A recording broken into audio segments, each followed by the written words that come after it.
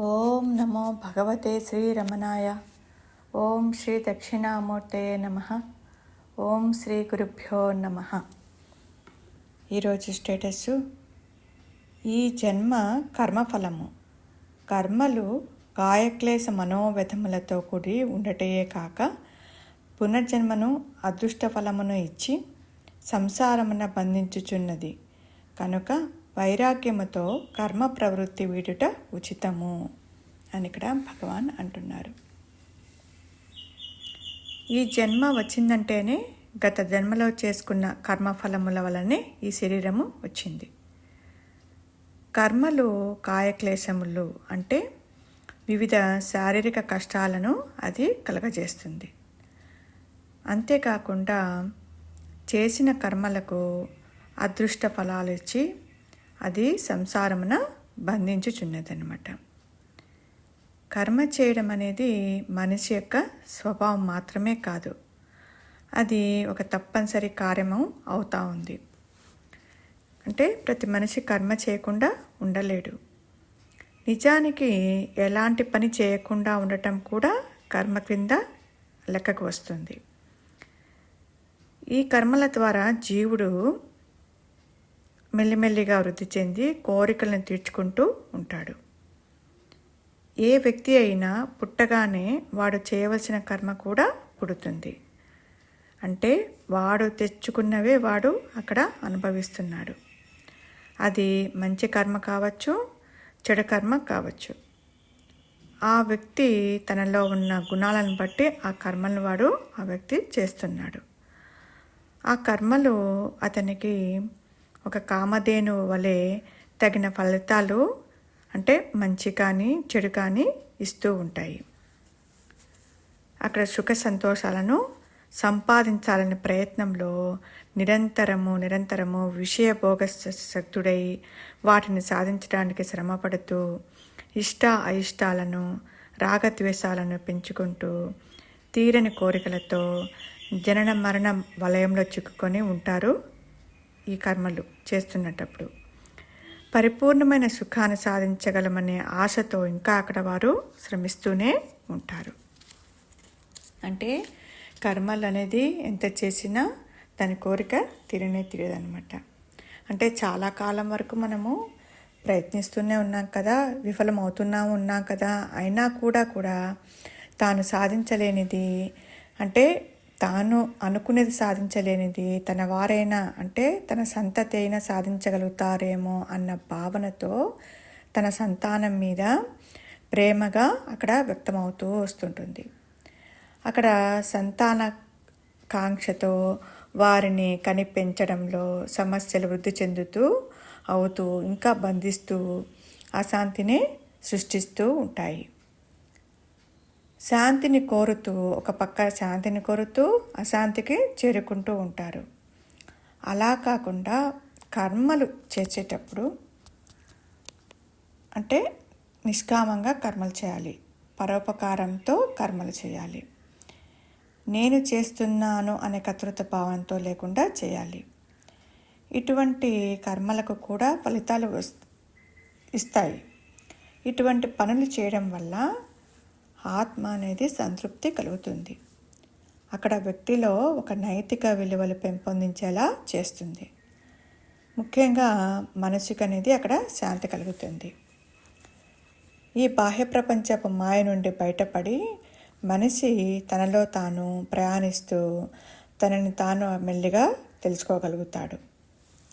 ఈ ధర్మపరంగా నిష్కామ కర్మలు ఫలాపేక్ష లేకుండా, కర్తృత్వ భావన లేకుండా చేస్తే అక్కడ మనశ్శాంతి అనేది దానంతటా అదే లభిస్తుంది. ఈ కర్మ ప్రవృత్తి అనేది అనేక జన్మలలో సేకరించబడిన సూక్ష్మ శరీరంపై ఉన్న జ్ఞాపకాల నుండి అవి పుడుతూ ఉన్నటివి అన్నమాట. ఈ ప్రవృత్తులు ఒకరిని ఒకే రకమైన కర్మలను పదే చేయడానికి ఇవి ప్రేరేపిస్తాయి. ఈ ప్రవృత్తి కారణంగా చేసిన కర్మలు, క్రియలు ఇవన్నీ పూర్తిగా నాది, నేను అని వాటిని సంతృప్తిపరచడానికి మాత్రమే ఈ ప్రవృత్తి కర్మలు జరుగుతూ వస్తాయి. అందువల్ల కర్మలు అతడి యొక్క ఖాతాలో జమ అవుతూ వస్తాయి.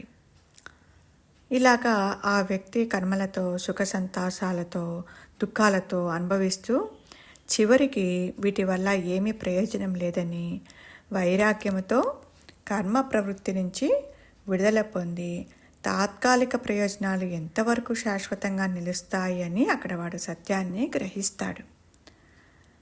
అశాశ్వతమైన వాటినన్నింటికన్నా శాశ్వతమైనది ఏది అనే జిజ్ఞాస అప్పుడు అతడిలో ఆమెలో మొదలవుతుంది.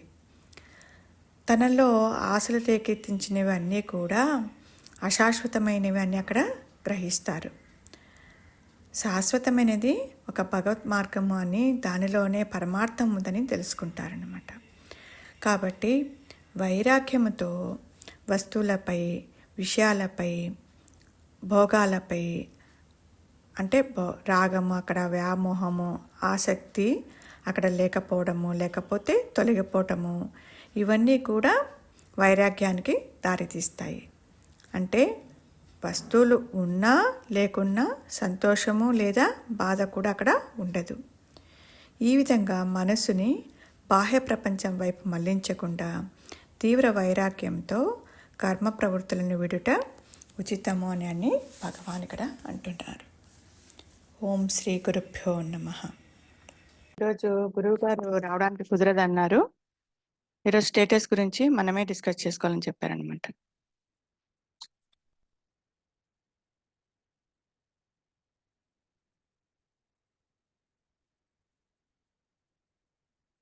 శ్రీనివాసరావు గారు మొదలు పెడతామండి. అంటే ఈరోజు రవి కూడా లేరు. ఈ జన్మ కర్మఫలము. కర్మలు కాయక్లేశ మనోవ్యధలతో కూడి ఉండుటయే కాక పునర్జన్మను అదృష్ట ఫలమును ఇచ్చి సంసారమున బంధించుచున్నది. కనుక వైరాగ్యము ఉండి కర్మ ప్రవృత్తి విడుట ఉచితము అని అంటుంది.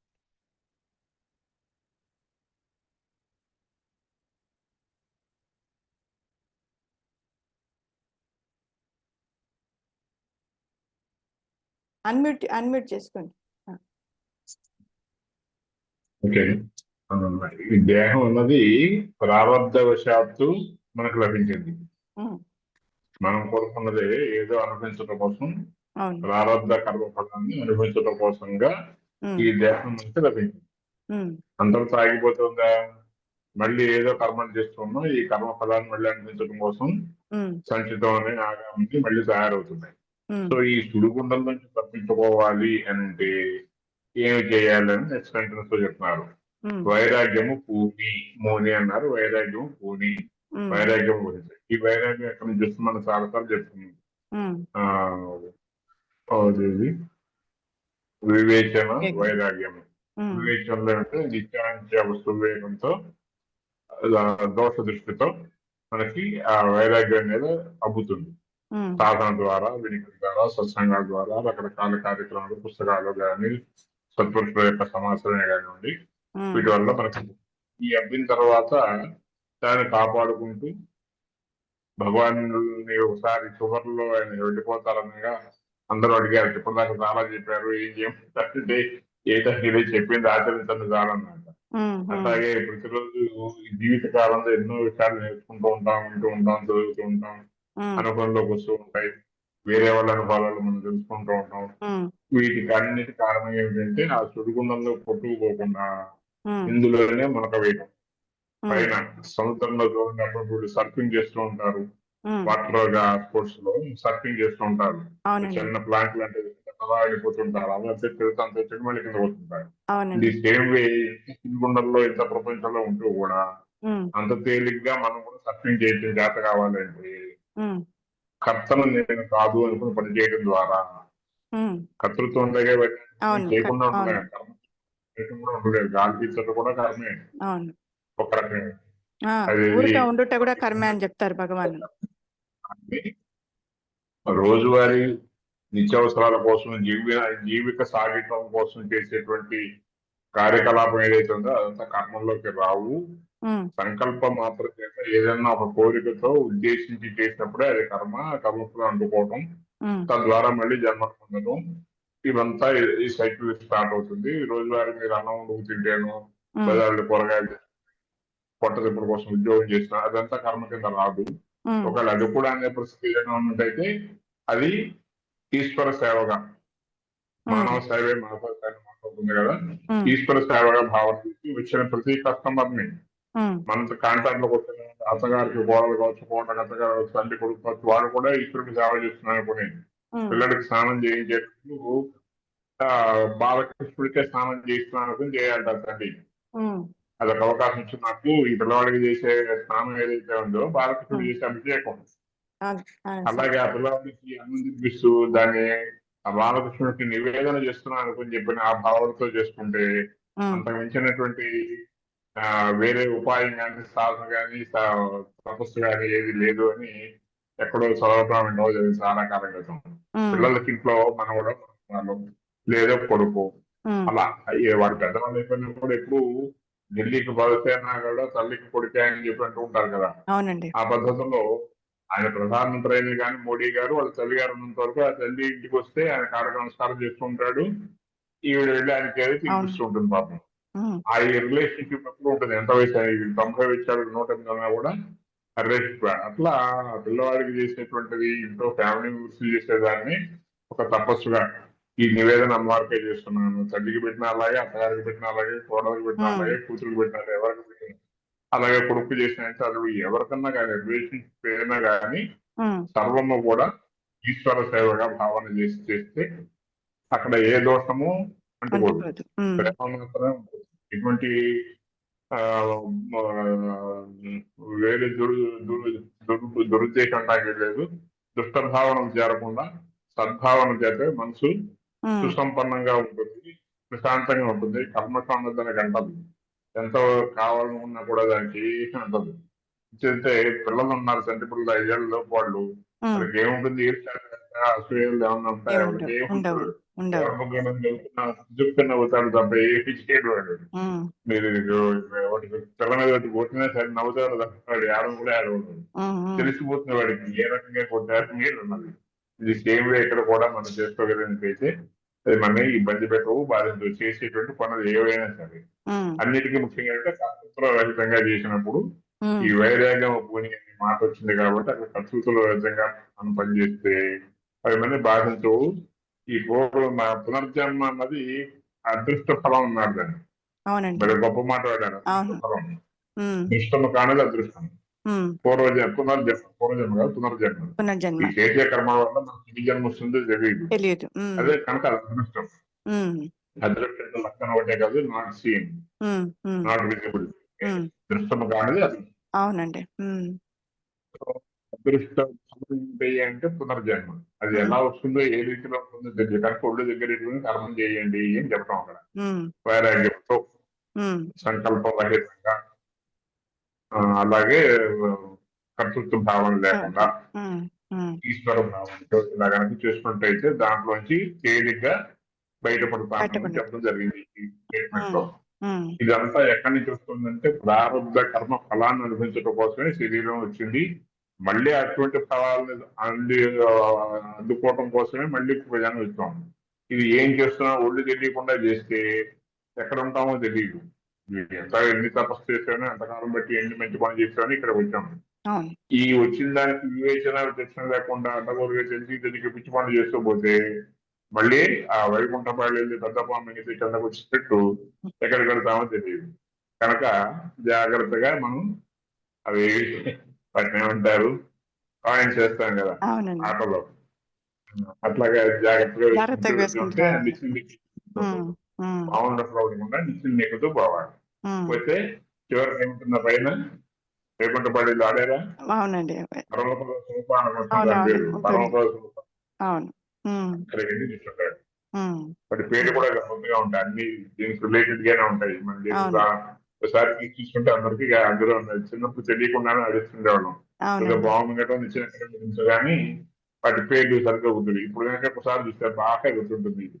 ఏ పని అది ఎందుకు వస్తుంది. సో అది దానికి సంబంధించి ప్రారంభము కర్మఫలని దానికి తప్పించుకోవడము, దాని యొక్క లీడ్ నుంచి ఎటు వచ్చింది అలా కాకుండా ఈ యొక్క విచారణ విస్తృతంగా మన సభ్యులకి మన కేంద్రంలో వాళ్ళు అందరికీ కూడా బాగా అనుభవించింది ఏమిటంటే అన్ని విషయాలు తెలియదంటూ ఏం లేదు.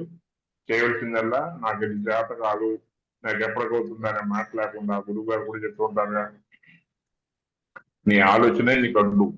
ఇప్పటికే నువ్వు అది అయ్యున్నావు, నేను కాలేదు ఇంకా ఎప్పుడవుతుంది అని చెప్పి అనుకుంటున్నావే, అదే అర్థాన్ని కూర్చుంటోంది కనుక అసలు ఆలోచన లేకుండా నేను ఎల్లప్పుడూ ఆసక్తిలోనే ఉన్నాను అని మనం ఊహించుకోగా ఆ స్థితిలో సంస్థితిలో అవుతాం, స్థిరపడిపోతాం.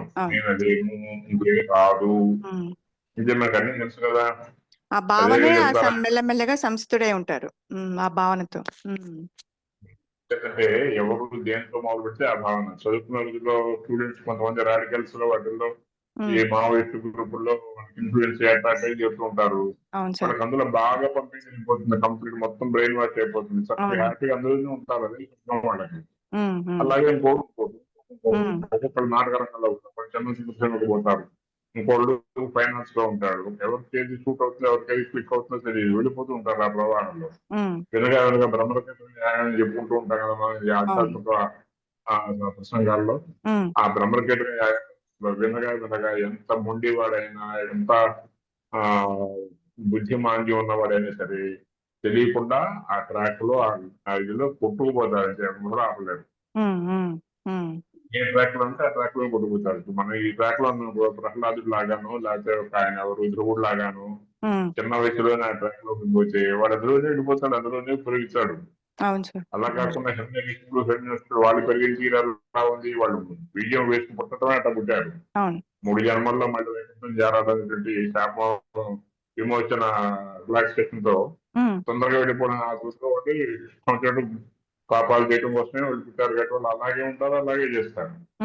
సో మనం కూడా అటువైపు డైవర్ట్ అవ్వకుండా మంచి సత్కాలక్షేపం, సత్సంగతులు, సత్సాంగత్యము, సత్పురుషుల కథలు. ఈ మానవ జన్మలో 3 విషయాలు ఉన్నాయట. ఏమిటంటే అందులో ఒకటి ముముక్షత్వము, మానవ జన్మ, మహాపురుషు సంశ్రయము. ఈ 3 దుర్లభం. మన అదృష్టం వచ్చి ఈ మానవ జన్మ అందరికీ వచ్చింది, నో ఎక్సెప్షన్. వాళ్ళు కూడా మానవులు అనే వాళ్ళందరూ కూడా ఒక ఇది కొటేషన్ అయిపోయింది, ఒక వికెట్ తీసేస్తున్నాం. రెండోది ఏంటి, అదేదో కొంచెం అన్నా ఉండబట్టే ఆ పుస్తకాలు చదువుదాం, ఈ పుస్తకాలు చదువుదామా, ఆ యూట్యూబ్ లో ఉంది, యూట్యూబ్ లో ఉంది, ఆ గురువు గారు చెప్పినారు, ఈ గురువు గారు చెప్తారా, పరిమరిదారు ఒక సీతాకక్షలకైతే అన్ని పుష్పాల మీద చేరి సేకరించినట్టు అన్ని సేకరించి ఆ సీడీలు దాచుకుంటాం, స్టేటస్లు దాచుకుంటాం, అలాగే పుస్తకాలు దాచుకుంటాం, వీడియోలు దాచుకుంటాం, 10 మందితో షేర్ చేసుకుంటాం, ఇంట్లో వండుకున్నవి టీవీ పదార్థాలు పక్కవాడికి పెట్టి కానీ తినకూడదు అని చెప్పి ఒక నానుడి. మనకి ఈ సీజన్లో బాగా అందరికి అలవాటే, కూరగాయ వేసుకొని పక్కన ఆర్డర్ పెడతారు, నాకు బాగా వచ్చిందానికి ఆయన కలపమంటారు తెలుస్తూ ఉంటారు. అలాగే ఏదైనా పిండి వంట చేసుకుంటే పక్కన షేర్ చేసుకునే అలవాటు ఉండేది. ఇప్పుడు ఈ మధ్య కాలంలో కొంచెం ఎందుకు కనుమరుగవుతున్నట్టు అనిపిస్తున్నాయి. అక్కడ పూర్వకాలం రెగ్యులర్ గా ఉండేది.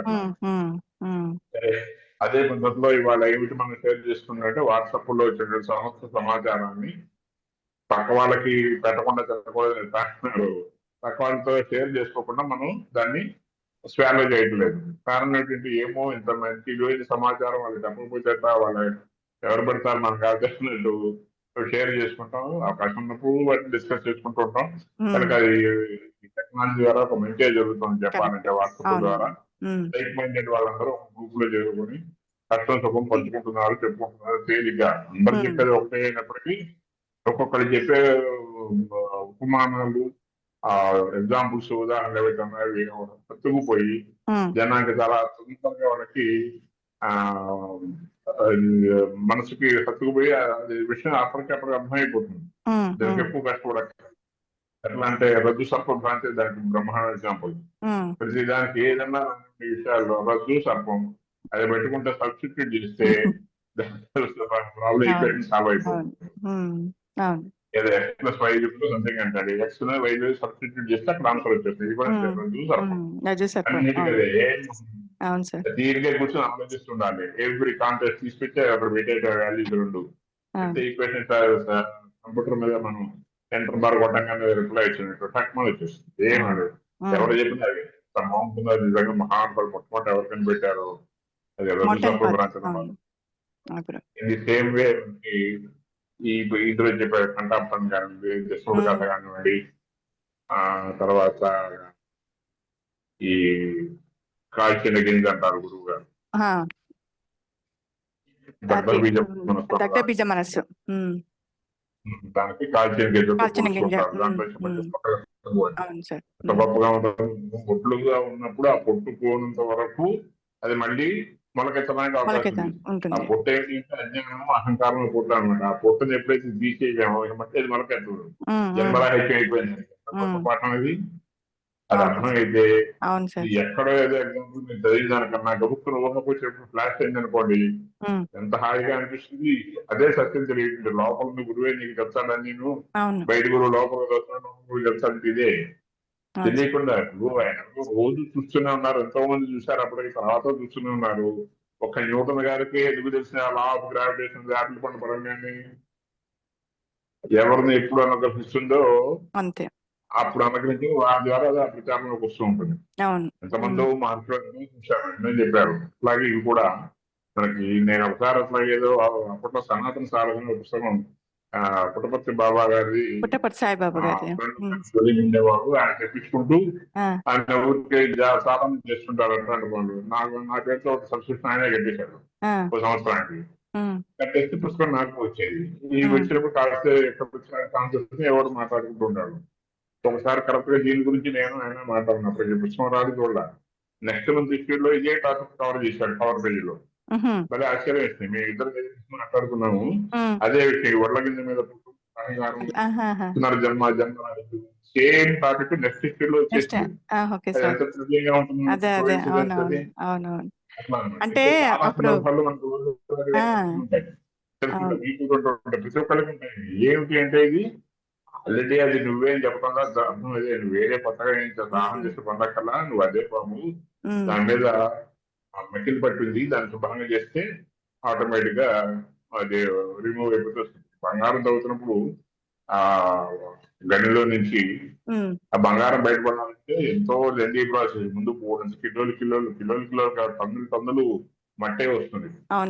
అదంతా పోయిన తర్వాత మాత్రం ఏదో ఇంత బంగారం దొరుకుతుంది. అందుకో బంగారం అంత ఖరీదు. ఎన్ని వేల మంది కార్మికులు అక్కడ పని చేస్తే రైంబవళ్ళు అది బయటకు వస్తుంది. ఖరీదంతా. అట్లాగే మరి క్షీరసాగర మతంలో కూడా అంతే కదా.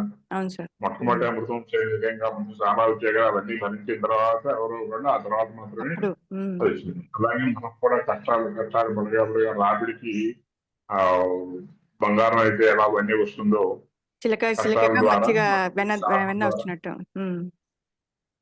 సాధన ద్వారా మనకు మీద అవగాహన పెరిగి సత్యాలు అన్నది బోధపడుతూ ఉంటాయి. కొత్తగా కనిపెట్టక్కర్లా ఆల్రెడీ ఉన్నదే తెలుస్తుందంటే. ఎదురుకుండా సూర్యుడు ఎక్కడే ఉన్నాడు. పోతూ మబ్బుతనకు వచ్చి అక్కడ ఆగింది అంతే. అది గాలికి ఆ మొబ్బట్ట పోగానే అక్కడ ఉన్న సూర్యుడు కనపడుతూనే ఉన్నాడు. లేదు ఈ చిన్న కన్ను ఎంత ఉంది, ఇంత ఉంటుంది, 1 సెంటీమీటర్ ఇలా వేలు వచ్చేది అక్కడ ఏమన్నా కనపడదు. అబ్బాయికి ముఖం ఎదురుకుండా ఉంటేనే మనకు బింబం కనపడుతుంది. అబ్బాయిని ఇటు తిప్పినా మనం అటు తిప్పినా ఏమీ కనపడదు. ఈ ప్రపంచం కూడా అంతే. తిప్పుతున్నావు దాన్ని ఇటు తిప్పరా నాయన అంటాడు ఆయన. విశ్వం తప్పని దశాంశ నాకు కనపడుతుంది. అందరూ కనపడుతున్నాను నేను అయితే ఇప్పుడు తిప్పంటాడు అంతే.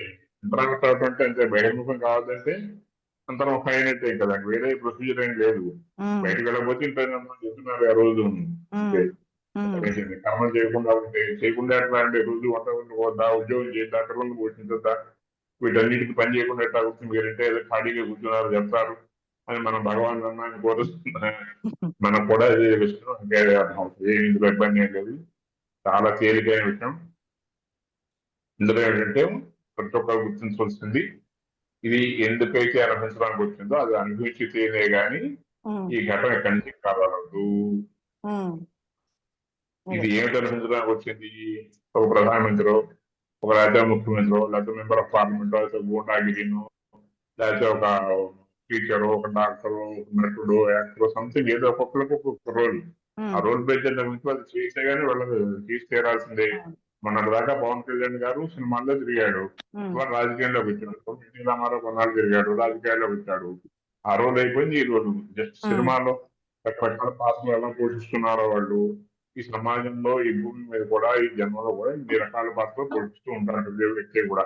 ఉమ్, ఇంట్లోనే ఫ్యామిలీ మెంబర్ గా చాలా రోల్స్ ప్లే చేస్తున్నారు. తండ్రిగా, కొడుకుగా, తాతగా, మనోడుగా, భర్తగా, అన్నగా, తమ్ముడుగా, ఇన్ని రోజులు. అవును సార్. ఇది సేమ్ వే ఆయన కూడా చేస్తున్నాడు. ఇదొక ఆయన ఇదే తప్ప విక్షేపం అంటారు, ఆవరణ విక్షేపం అని చెప్పి వాడుతుంటాం. ఉమ్, ఉమ్, ఉమ్, ఆయన యొక్క విక్షేపం ద్వారా ఇదంతా కూడా ఉమ్, మనకి ఒక కాంతి నుంచి పరావర్తనం చెందితే అది, ఆ వెలుగు అంతా కనుక రకరకాలుగా చిమ్మినట్టు ఉమ్, విస్టా ఆఫ్ లైట్ అని ఏదో నాలుగు కానీ ఉమ్, అట్లా ఆ కాంతి విస్తరించుకోబోతుంది. ఆ విస్తరించుకుపోయినప్పుడు ఇవన్నీ మనకి జ్యోతకం అవుతూ ఉంటాయి, కనపడుతూ ఉంటాయి. ఉమ్. గురువు గారు ఇచ్చారు. ఇంకా నేను వివరిస్తా. నమస్కారం. చాలా సంతోషం. చెప్పమ్మా, ఇంకేమైనా ఉంటే. ఇంకా ఏం లేదు గురుగారు, చెప్పేశారు శ్రీనివాసరావు గారు. ఉమ్. ఎంత చెప్పినా గురుగారు, చెప్పవలసింది చాలా ఉంటుంది. మీరు ఇది ఆఖరి చెప్పండి గురుగారు. ఇది ఆఖరి మాట అంటానికి వీల్లేదు. గురుగారు. ముఖ్యంగా మహర్షి చెప్పినా, శంకరుడు చెప్పినా, ఎవరు చెప్పినా చెప్పడం తేలిక, ఆచరించటం. ఆత్మను ప్రకాశింపచ్చు. ఆచరించడం కాదు, ఆచరణ అసలు లేనే లేదు. గురుగారు. సూచించడం తేలిక, కానీ సత్యాన్ని ప్రకాశింప చేయగలిగేది ఎవరు చేయలేరు. గురుగారు. అది వాళ్ళ చేతుల్లో లేదు అసలు. ఎందరో మహాపురుషులు వస్తారు ఈ మాయలోకి, కానీ ఏ ఒక్కరూ కూడా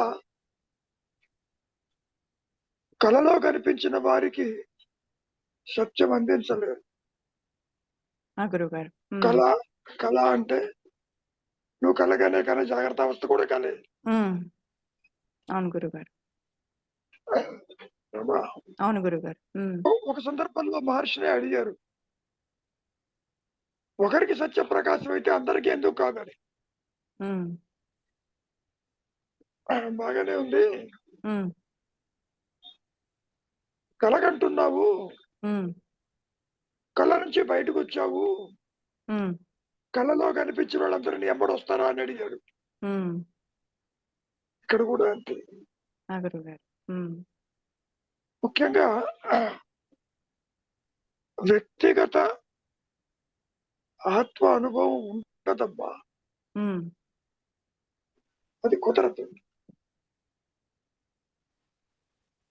మూలము ఎరిగిన వారు ఎరగని వారు అంటూ ఎవరు ఉంటారు గురుగారు. సో ఎన్నో గ్రంథాలు ఉన్నాయి, ఎన్నో సూచనలు ఉన్నాయి, ఎన్నో పవిత్రమైనటువంటి యొక్క మత గ్రంథాలు ఉన్నాయి. కానీ ఏ ఒక్క మత గ్రంథంలో కూడా ఆత్మని ప్రకాశింప చెయ్యగలిగిన స్థితి లేదమ్మా. అవన్నీ కూడా మానసికాలు. వేదములు, ఉపనిషత్తులు సహితము మరి సత్యము కాదన్నారు మహర్షులు వారు. కాబట్టి మనం ఏ విధంగా తీసుకోవాలి అన్నప్పుడు ఈ మనస్సు యొక్క కెపాసిటీ చాలా చిన్నది. కొంతవరకే దీని బుద్ధి కూడా కొంతవరకే పనిచేస్తుంది. బుద్ధి అంటే ఏమనుకున్నాము, ఇదిగో జడశక్తిని ఆవరించిన చైతన్యం, అది కొంతవరకే దాని ప్రభావం. అది ఆత్మను ప్రకాశింప చెయ్యలేదు, కుదరదు కూడా. నిజానికి స్వరూప జ్ఞానంలో సృష్టి ఉండదు. సృష్టిని చూస్తున్నప్పుడు స్వరూపంగా ఉన్నా లేనట్లే. అందుకని నీవు నీ స్వరూపాన్ని మరిచావు అనేటువంటి మాటకు అవకాశం కలిగింది. ఈ ఆత్మ అనే పదం ప్రతిదానికి వాడుతున్నాం. జీవాత్మ, భూతాత్మ, ప్రేతాత్మ, చితాత్మ, ఉమ్, చివరికి పరమాత్మ. ఉమ్, ఈ మాయలో, ఈ ద్వైతంలో ఆత్మ అంటే ఏమిటో తెలియదు. అది ఇంద్రియాలు గ్రహించలేవు, బుద్ధికి అందదు, అవస్థకు అందదు, ఆలోచనకు అందదు. అమ్మా ఆ గురువు గారు. అట్లా ఉంటుంది. చెప్పమ్మా ఇంకేమైనా ఉంటే.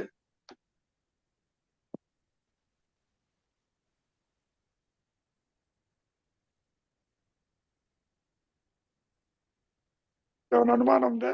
లేదు గురువు గారు, క్లియర్ గానే ఉంది.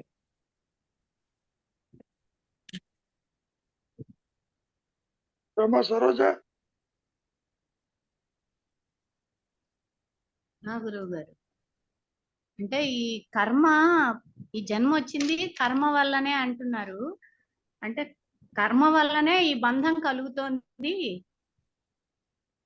అప్పుడు ఈ మమకారం లేకుండా ఉంటే విముక్తికి దారి తీసే అవకాశం ఉంది అంటారా గురువు గారు?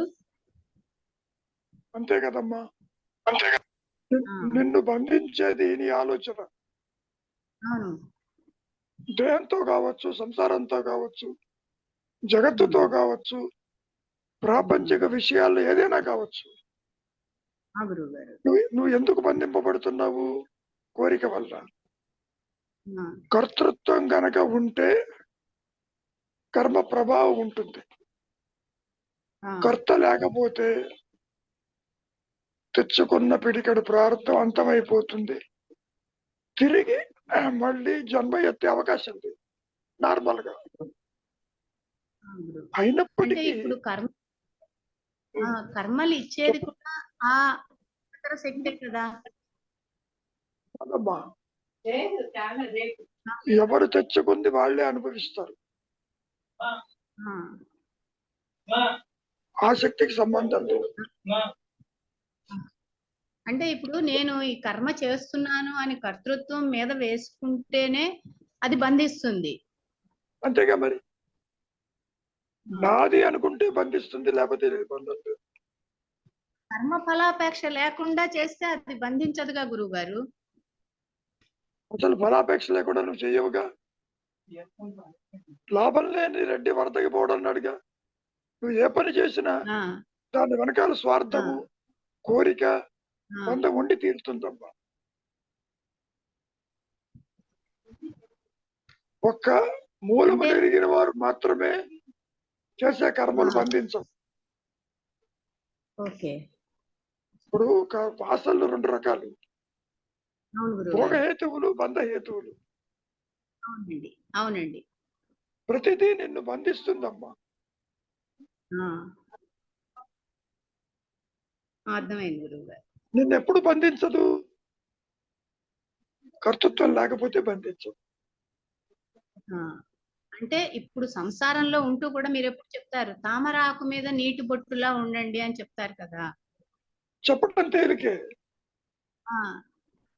తామరాకులా ఉండమని చెప్పడం తేలిక. కానీ నిద్ర లేచినప్పటి నుంచి ఒకవైపు కర్మ ప్రభావము, మరొక వైపు భౌతికమైన చింతనలు వెంటాడుతూ ఉంటాయి అబ్బాయి. గురువు గారు, ఇప్పుడు రమణ మహర్షి కూడా ఇల్లు వదిలి బయటికి పోయేటప్పుడు ఆయన ఎంత స్ట్రగుల్ అయినాడు.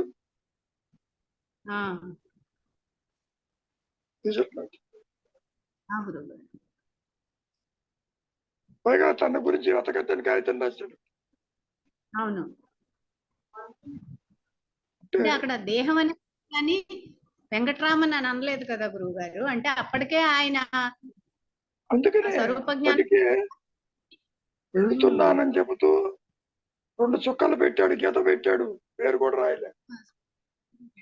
అవును గురువు గారు. అంటే ఇక్కడ ఏంటంటే ఆ విధంగా కర్మ లాక్కెళ్ళింది. ఎటు పోతున్నాడో తెలియదు, ఏం చేస్తున్నాడో తెలియదు. ఇది కావాలని గాని ఇది వద్దని గాని ఏది లేదు. ఆ గురువు గారు. ఆ గురువు గారు. ప్రతి జీవుణ్ణి నడిపించేది తాను తెచ్చుకున్న ప్రారంభ కర్మ తప్ప మరొకటి కాదు. ఆ గురువు గారు. స్వరూప జ్ఞానానికి కర్మ ప్రభావానికి ఎట్టి సంబంధము లేదు. ఆ గురువు గారు చెప్పారు. అవును. ఆ గురువు గారు. దాని ఎదుట ఇది సాగిపోతుంది. ఆ ఏమ్మా ఆ గురువు గారు. అర్థమవుతుందా? అర్థమవుతుంది గురువు గారు. సూర్యుడి ఎదుటే సర్వ కర్మలు సాగిపోతాయి ఈ భూమి మీద. అవును. కానీ సూర్యుడికి సంబంధం లేదు. అవును. ఆయనేం అనుకోడు, నేను నా వల్ల మీరన్నీ చేస్తున్నారు అని ఆయన అనుకోడు. అనుకోవటమే కాదు, తనకి ఈ విషయం కూడా తెలియదు. ఆ గురువు గారు. ప్రకాశిస్తూ పోతూ ఉంటాడంతే. అదే గురువు గారు. నేను చెప్తున్నా. అవును గురువు గారు. ఏమ్మా అర్థమైంది గురువు గారు. ఇంకేమైనా అనుమానాలు ఉన్నాయా? అంటే అంటే ప్రారంధంలో ఉంది కాబట్టి ఈ కర్మలు తప్పనిసరిగా చేస్తూ ఉంటాడు.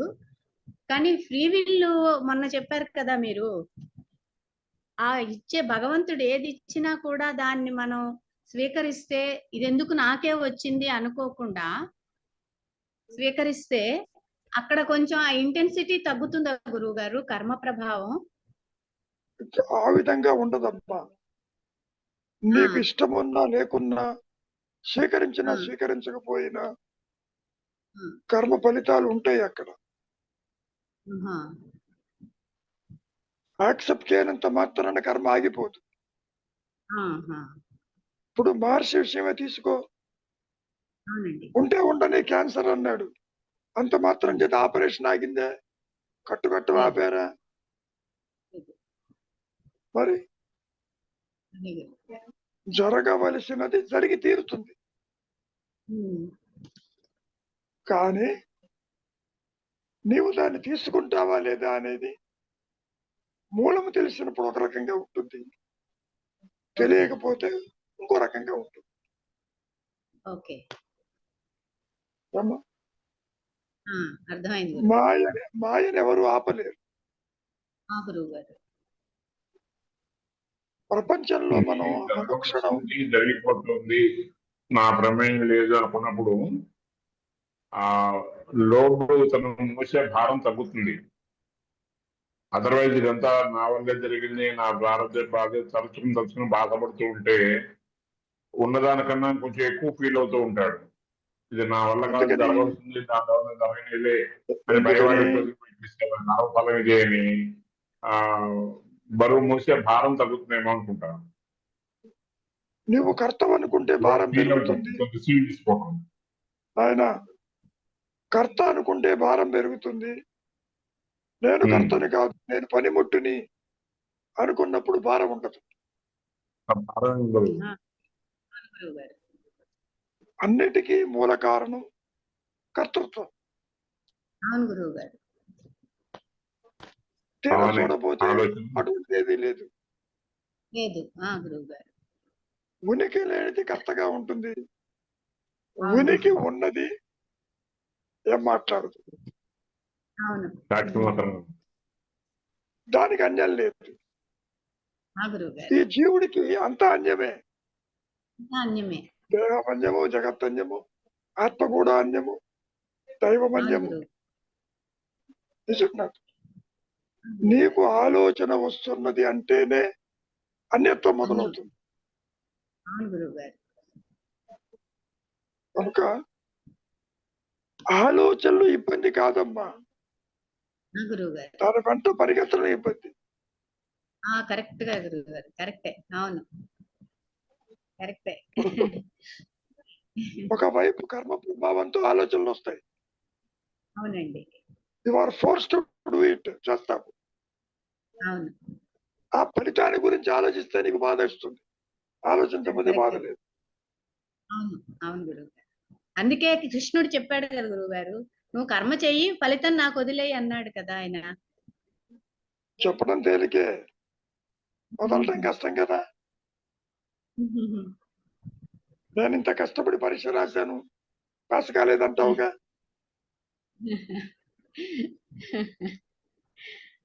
ఏమ్మా?